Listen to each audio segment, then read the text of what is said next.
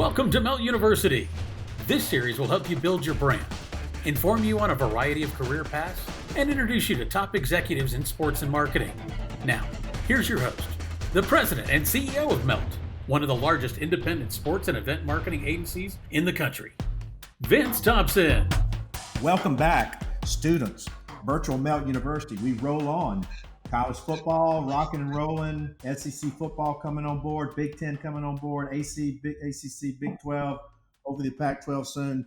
And today's special guest is one of the preeminent marketers in the country. Dear friend, longtime mentor, one of the preeminent marketers in college sports and college athletics. Every summer, he's the most popular speaker at Melt University by far and away. And this podcast is probably going to be the greatest one ever you listen to. Rick Jones, the head captain of FishBait Marketing. Welcome, Rick, virtual Melt University.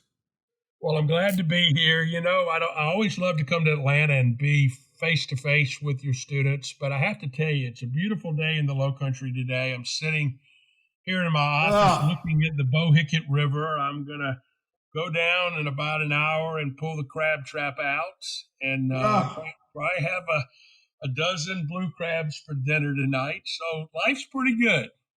If I leave right now, I think I can be there in time for dinner. I think you probably can. And you've been here. You've stayed here, which is always a good thing. So.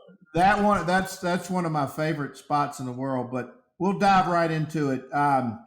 Before we move into FishBait, one thing we love for our guests to talk about is pursuing your passion with zeal.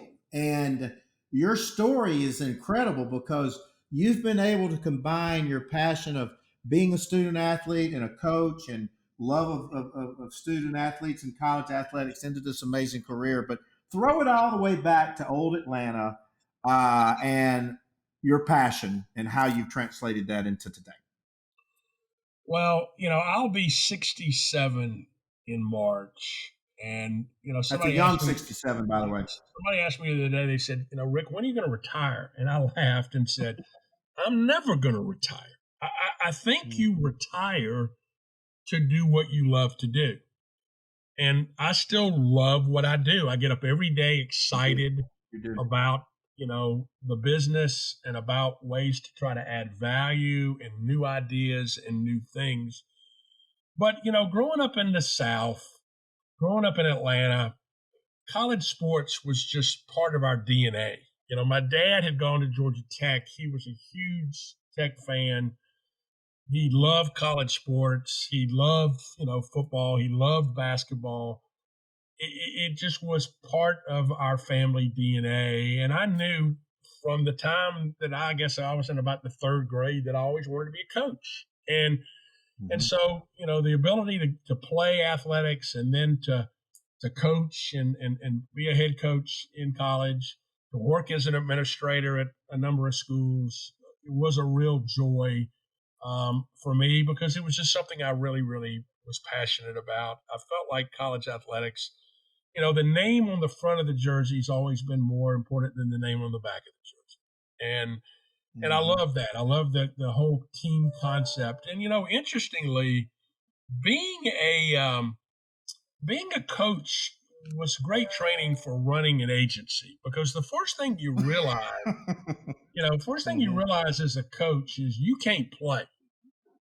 You better get some players. And that's the same thing with an agency. You know, you better get some talented people. I want to tell you young people out there, if you find yourself in a room where you're the smartest guy in the room, you need to get in a different room. I want to be in a room where I'm the dumbest guy in the room, and that's not hard to do. Spot on. But that's where you're going to learn. That's where you're going to grow. And so I've been fortunate to have been able to make a living in this crazy sponsorship world, to reinvent myself and my agencies many, many times, and not to be afraid to fail. I think, you know, part of, you know, hey, you know, sometimes you get rejected. Sometimes you get no's. Sometimes you get your butt kicked. That's okay. I'd rather be the guy that gets his butt kicked trying than the guy that's too timid to ever get in the ring. Would you say failure is just a failure to try? Don't you learn more in failure than all your great successes? Oh, of course. Success just breeds arrogance. You don't learn anything from success. Mm-hmm. You get fat and happy and stupid. Anytime you fail, you learn. The key is the old line: failure is rarely fatal. What you want to do is say, how do you learn from it? We did, Vince, an RFP the other day, and we rarely do those. That's just never been in my DNA. I'm not a competitive person that way. I mean, it's just not. But we thought we were really perfect for this, and we did a sorry ass job. I mean, we really did a bad job, and it forced me to go back and say, what should we have done differently? And I think, had we won, or had we even gotten into the finals, we'd be still patting ourselves on the back. Versus saying, nope, we got to get better because there's bigger game coming down the road and we need to be ready for that. Mm-hmm. Mm-hmm. And, Coach, another thing that I'd like wisdom that we try to impart on these kids is that it's okay to be told no, and go back and learn why you were told no, dissect your failures, and most of all, never take rejection personally. And they're going to have to get used to this in this COVID and post-COVID world, right? Yeah, I think, it's easy to reject people now, especially because you don't have to do it face to face. Right. But I like what you say about don't take it personally. On one hand, I say don't take anything personally. On the other hand, I say take everything personally. And that's talking out of both sides of my mouth. But what I'm saying there is take it personally enough to say, how do I get better? How do I improve? I want to tell people this about seeking a job. Sometimes the other guy's pretty good too. It may not have been you. Right. It may have been the other guy's better. And you learn from that. But also, we're both people of faith, and I really do believe God has a plan for everybody. And sometimes, Garth Brooks, you had his manager on, he had a song called Thank God for Unanswered Prayers. Sometimes you get a no that ultimately leads you to a great yes, a better yes for you. And I think that's part of what I hope people will take away from this. I'm a big believer in understanding your gifts. I think gifts are God-given, and I think it's our job to try to build upon our gifts, because I think you're going to make a living and a life out of your gifts. So identifying your gifts and then trying to be better at your gifts. I mean, let's face it, Tiger Woods, who didn't make the cut at the U.S. Open this time, he'll be ready for the Masters. Because he's going to say, what can I take away from the failure this week? I guarantee you he's on a driving range somewhere right now. Right. I mean, he's trying to get better. And when you see the greats try to get better, then we all ought to learn to try to get better. So I think that's number one is gifts. I'm also a big believer in what I call riches and niches. You can't be great at everything. Be great at one or two things. I learned something years ago. I heard a young man who was he worked in the admissions office at Yale. And he was interesting. He actually was an African-American kid that had played defensive back at Virginia Tech. And then he had worked at the admissions office at Wake Forest before he became a part of the admissions office at Yale. And he asked the crowd that was there, he said, do you know how many people made perfect SATs that applied to Yale and didn't get accepted to Yale? And he said, it's about 50%. He said, because we can spot a phony. He said, we can see the phony that wants a little religion, a little arts, a little sports, a little this, a little of that. He said, that's not what we're looking for. I'm looking for someone that is a lot in two areas. I want somebody that goes deep. and not go shallow. And so for those that are listening, think about where you can go deep. Mm-hmm. Think about where you can take a gift and be absolutely the best in the world at that versus being a mile wide and an inch deep. Be an inch wide and a mile deep. Bloom where you planted, right, Coach? Yeah, I mean, it's clearly that. I mean, I'm a big believer that where you plant your seeds is where your harvest is going to be. We all have free will as human beings. We got choices every day, and we can make the choice today to say, I'm going to eat that extra piece of cake and gain 5 more pounds, or I'm going to say, no, I'm going to go for a walk, or I'm going to go for a run, or we all make choices. And I think there's a tendency in society right now to want to blame somebody else for all of our failures. Right.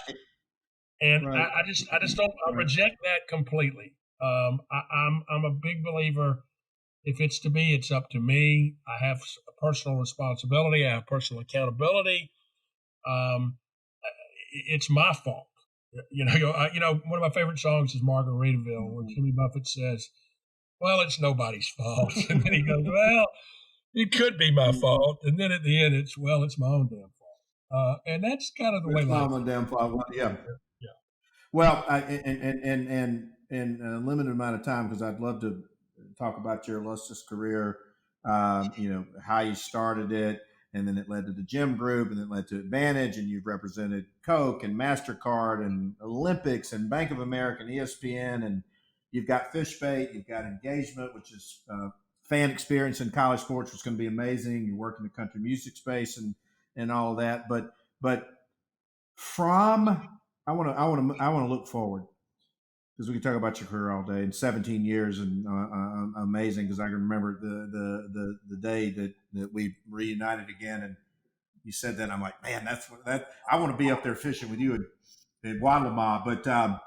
But from the perch you occupy, tell our students where you see the future of jobs and opportunities and employment in college athletics. Because we've had some great guests. We've had Ross Bjork at A&M and Alan Green and Greg McGarity. And it had not dawned on me. We talked about Kevin Warren and mental health. It did not dawn on me great careers in mental health for student athletes. But where do you see these careers, and how and what would you advise our students on campus right now to try to hone those skills when they're in the greatest professional laboratory in the world? Well, in a simple way, everything is about adding value.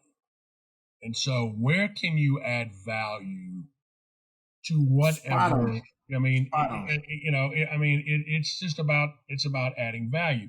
Now, I'm a big believer right now in college athletics that the number one attribute any institution has is its tribe. Even as great as Nick Saban is, even as great as Dabo Swinney is, even as great as Mike Krzyzewski is, they're not greater than their tribes. The Clemson tribe is bigger than Dabo. The Duke tribe is bigger than Mike. I think young people ought to look and say, how do I, identify my tribe? How do I know who's in my tribe? Secondly, how do I communicate to my tribe? Thirdly, how do I engage with my tribe? And ultimately, that will lead to how do I monetize my tribe? I really believe that's the direction that's going to go. And so people that can realize fans pay for everything in college athletics. They pay for everything. If they don't watch television, there are no television rights fees. If they don't come to games, there are no tickets sold. If they don't make donations, there are no buildings being built. They don't buy Coca-Cola. You know what I'm saying? Yeah. It's all about the fan. And so I would say right now that a great skill to have is to be a fan anthropologist. To look and say, what do fans need? And we know fans need things differently, Vinny. A 30-year-old with 2 small children has different needs. We went to a university not long ago and said we did deep research and found that one of the reasons that young millennials were not coming back to games was they didn't have any daycare. Right.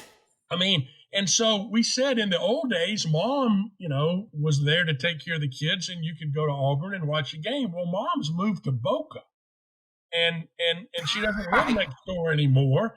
And so, what am I going to do with a 2-year-old and a 4-year-old? And we said it's easy. You have an early childhood development curriculum at your university. Bingo. Have a child care on game day daycare, and let Susie come enjoy a Bloody Mary with her sorority sisters, knowing that her kids are being taken care of. And guess what?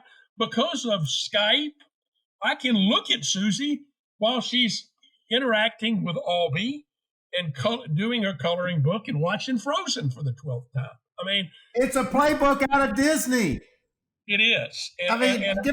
But it makes so much sense. But we're talking to people who don't necessarily run businesses, and you and I got to bang our head against the wall to reverse that mentality. But God, I mean, daycare and college athletics would be amazing.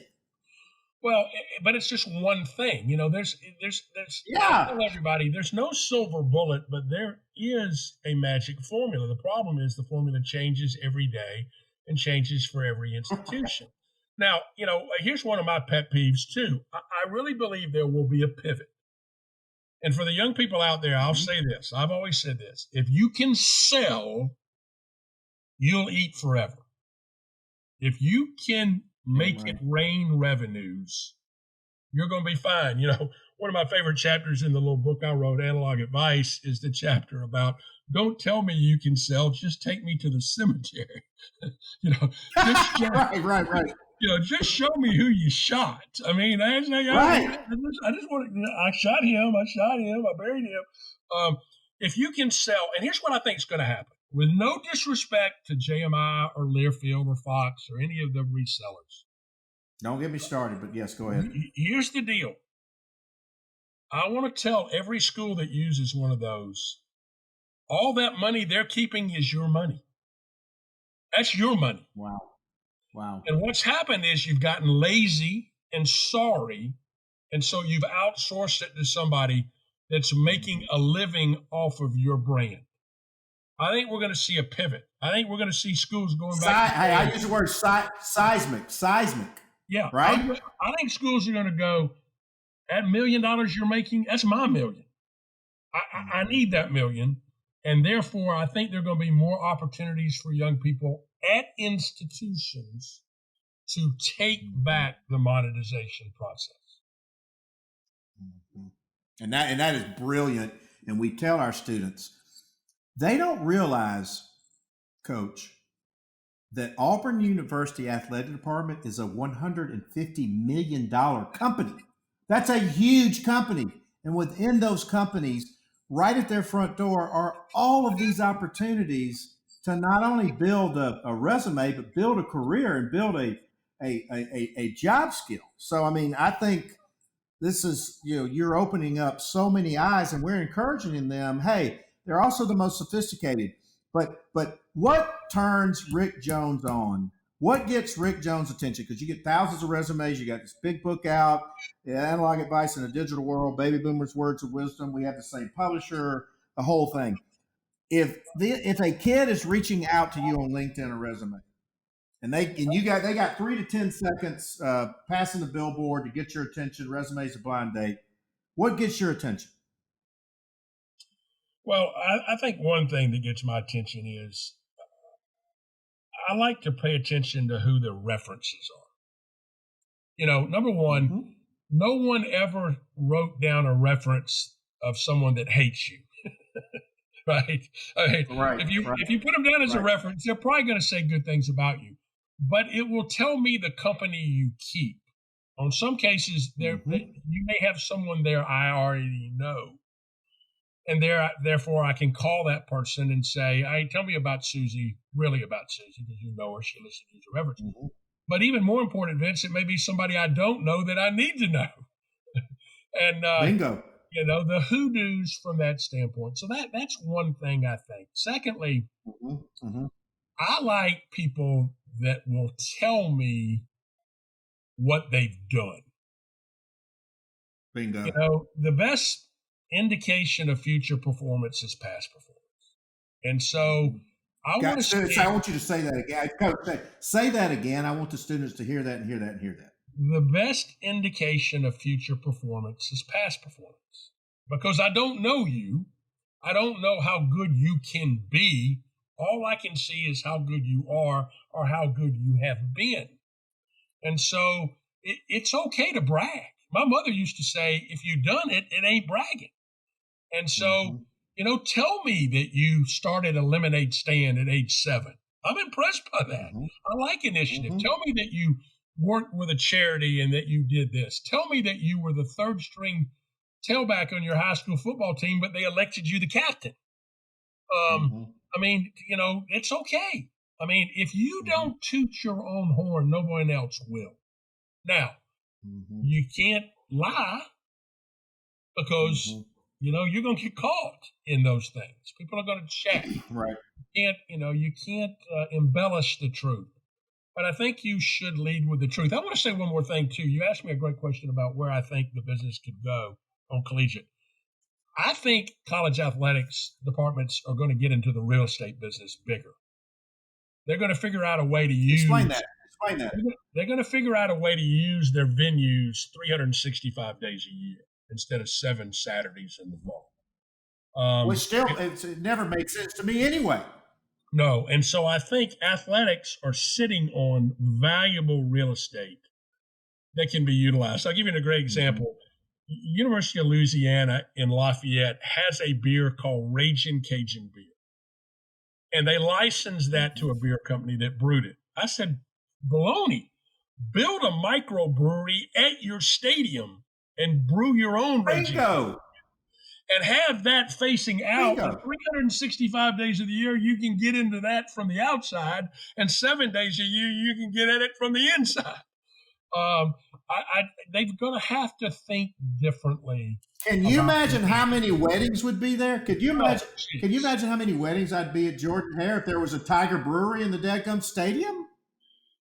In a COVID world, how many drive-in movie nights could you have had at the stadium where you could have socially distanced and watched a movie on a big screen TV on the grass because you've never been on the grass at Auburn? I mean, Coach, I had a major company shoot me down because I advocated doing drive-in tailgating at all the vacant stadiums in all these college towns, and I was like, "What?"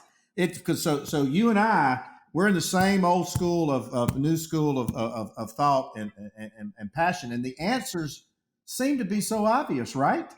Yeah. Well, the answer is this. Again, focus on your tribe. What do your fans want? Not what you want. You know, I named the company FishBait because it comes from the term you got to fish or cut bait, meaning you got to do something. But it also comes from the term you got to bait the hook to suit the fish and not the fisherman. You got to focus on fans. And sponsors need to focus on delivering value to fans. You know, I've watched how y'all pivoted. I watched Game Day. The Coke Zero Sugar Zone can't physically be there. That's okay. You made them virtually there. You know, and so y'all didn't say what's important to Coke. You said what's important to the fan. And then you delivered the value to the fan. That's the key. That's the only key. Well, we like I said, you and I could go on all day, and I know you got to close up. And we're going to have you back on to finish this fascinating conversation because I want to unpack your career as well. But and I think all of our listeners know now why I've nominated you to be the commissioner of the ACC. By the way, in case you were wondering where that nomination may have come from, I threw your hat in the ring.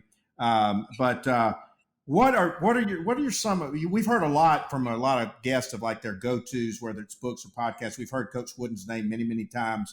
But and it doesn't, and we don't want it to be sports or industry periodicals. But what's a go-to for the captain of FishBait marketing? Share with our students for learning, knowledge, inspiration, books, podcasts, because you and I are information junkies. Well, two places. Number one, everybody needs to read everything that Malcolm Gladwell has written. Mm-hmm. Blink, What the Dog Ate, The Tipping Point, Outliers. I mean, these are must reads because he thinks differently and writes differently about topical issues. That's number one. Number two, Vince, I've become a disciple of John Maxwell. John Maxwell is an Atlanta-based former minister that's probably the number one worldwide expert in leadership. And I've read everything he's written. I attend, watch podcasts. I attend events, both virtual and live events that he does. He's just a guy that simplifies things in a way that makes so much sense to me. And he's a guy that, I think he's 74 years old now. And, he seems to just be getting started. I mean, he's been a lifetime learner. It's amazing. Isn't that amazing? Yeah. I mean, and so, a guy like Ed Bastian at Delta, who's running a major company through a very difficult time, sees, John Maxwell as his guru, and I see him that too. So I would encourage everybody out there to Google johnmaxwell.com, and there's just so much free information. He's like you guys are. It's amazing. He's giving this stuff away because he wants to build leaders, because here's what I really do believe. We have a leadership issue in America right now. We're not massive leaders. And for those out there, I want to say this to all the young people listening out there. Listen, guys and gals, it's crowded at the bottom. There's room at the top. I mean. Oh my God. And you need to take this attitude. For whatever job you want, why not you? Why not you? Somebody's got to get that job. It might as well be you. There's a lot of mediocrity out there, but where I think you're going to succeed in your career is by being a leader. And so trying to gain more leadership skills, I think, is essential for our future in college athletics. I think it's essential for our country. Well, I can't let you go before you talk about, you just said the word, my favorite saying that you have includes the word mediocrity. So I want you to say the statement, and then I want you to explain to them what exactly it means, because it still makes me laugh so much. Yeah. Well, unfortunately, every day that goes by, it's too true. It rings too true. My favorite saying is, remember, mediocrity is excellence to the mediocre. And so what does that mean? Well, tell me break this down for our students, because they're going to need to go unpack this. Mediocrity is excellence to the mediocre. Mediocre. Yeah. I mean, number one, we think there's a lot. The world is full of people that think good enough is good enough, and it's not. If you want to grow or you want to prosper, you got to be better. And here's what I say to young people: if you spot mediocrity in a person or in a business or in an organization, then run like hell. Get away from mediocrity, okay? Because what happens is it's contagious. Ooh. Yep. You'll start being mediocre too. Again, surround yourself with giants, learn from giants, and run away from midgets. So learn from giants, run away from midgets, which you're basically saying, hey, get away from people who do not share your values or your work ethic or your beliefs or anything like that. And I mean, these words of wisdom I still just laugh my ass off when I said mediocrity is excellent to the mediocre, because how many meetings did you and I sit around and go, yep, mediocrity is excellent to the mediocre. We got to pack up and go get us a cold Coke or beer somewhere, because this meeting is over. Yeah, there's no question about it. And here's what I want to say to people: mediocre people want you to be mediocre like them. They don't want why is that? Don't they want to drag you down, right? Yeah, they do. They do. They absolutely do, because they don't have what you have. And so that's when I say, run like hell. Get away from those kind of people. Well, again, we could spend all day, and we'll book some more times. But one of my favorite people in the world, one of my best friends, one of my greatest mentors. We hadn't even unpacked the value of relationships. We'll talk about that the next time. We got a lot to talk about. Head captain of FishBait, engagement, country music.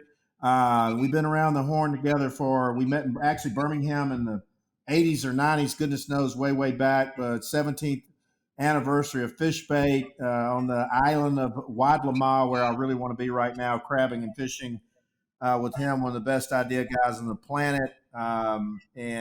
You guys follow Captain Rick Jones. You go buy his book, Analog Advice in a Digital World, Baby Boomers' Words of Wisdom for the Millennial Generation. Buy it before mine. Then mine's coming out, and that's probably all you need to know to tackle the world. But Rick Jones, Captain FishBait Marketing, we just so enjoy another annual appearance on Virtual Melt U, and we look forward to having you back on soon. Thanks, Vince. Hope you enjoyed today's virtual class. We'll be back soon with another edition of Melt University 2020.